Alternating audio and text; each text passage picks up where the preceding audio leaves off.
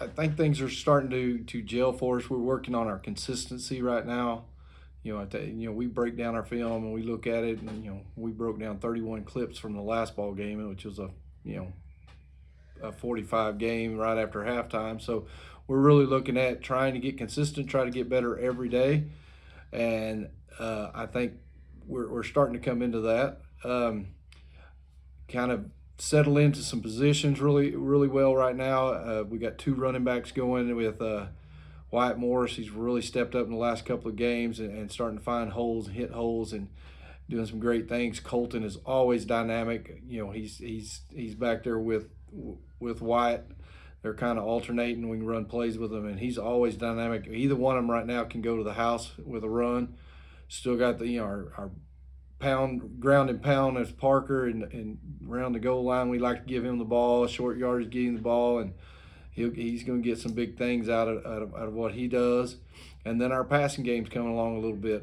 Iron has been very consistent. His completion percentage has been fantastic. He's at 8 of 11 on the year or something like that. But we're not hitting the big home run every time, but he's finding the open guy. We're being more of a possession than a big play team right now. Kyle has been very consistent for us. I mean, one thing that got him in the lineup is how well he blocked. Last year we noticed how well he was blocking on JV and consistently blocking and getting his, blocking the correct way, getting in the hole and doing some great things. And so that kind of got him noticed last year coming into this year, and he has just continued that, got stronger in the weight room. But he has also became one of our really good possession receiver. He's not going to make that big, deep run for a deep pass, but he's our guy that gets in that short route, always catches the ball, always runs a solid route. He's on the year. He's caught now 7 passes for 71 yards and a touchdown. Got his first touchdown last week on a little crossing route.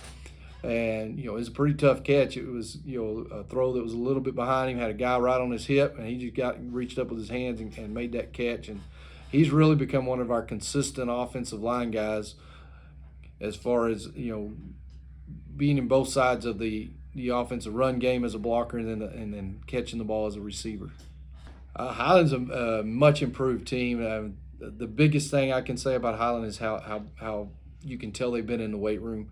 The coach is big on the weight room. He's a big old boy that he's in there with them, and but they've made great strides in the weight room and got some big old kids, and very athletic. They're going to be a tough matchup. We're going to have to go out and I talked to the kids this week about on offense we got to be as physical as we are on defense. I think our defense is playing really good. I think we're playing the run as well as we've ever played since I've been here.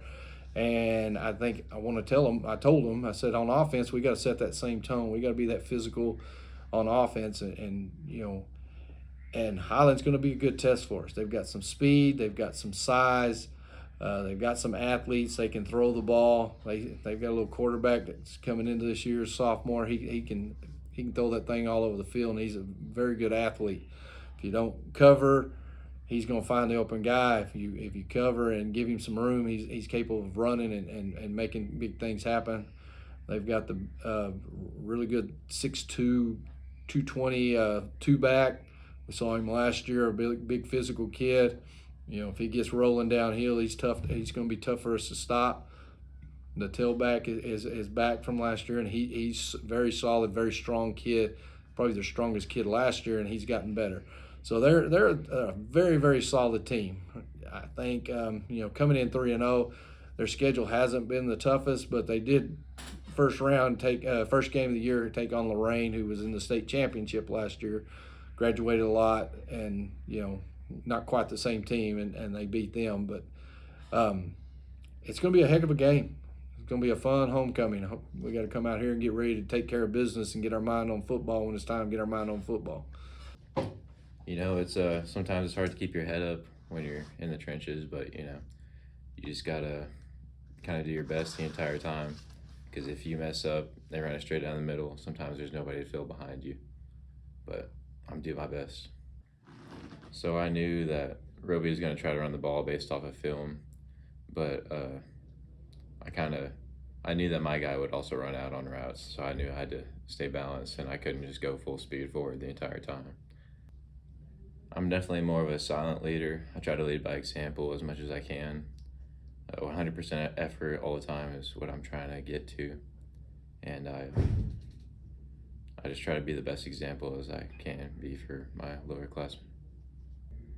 I will probably not be getting steak and potatoes this Friday before the game, although I do enjoy it very much. It's not something that you can just have every Friday. They are big, I know that from watching film, but I also know that we can handle them if we just take care of the little things. I feel like this as me being the third year returner, I feel like they have a bunch of faith in me, and they know that I know what to do in those situations and how to handle them. And it comes with experience. The more experience, the more comfortable you get in those tough situations.